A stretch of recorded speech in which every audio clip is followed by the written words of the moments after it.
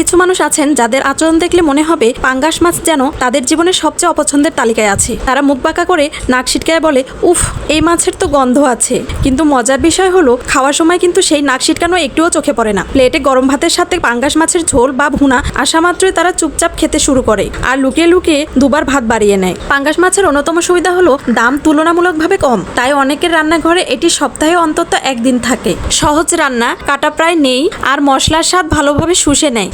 সব মিলিয়ে পাঙ্গাস মাছ অনেকের কাছে এক প্রকার প্রিয়।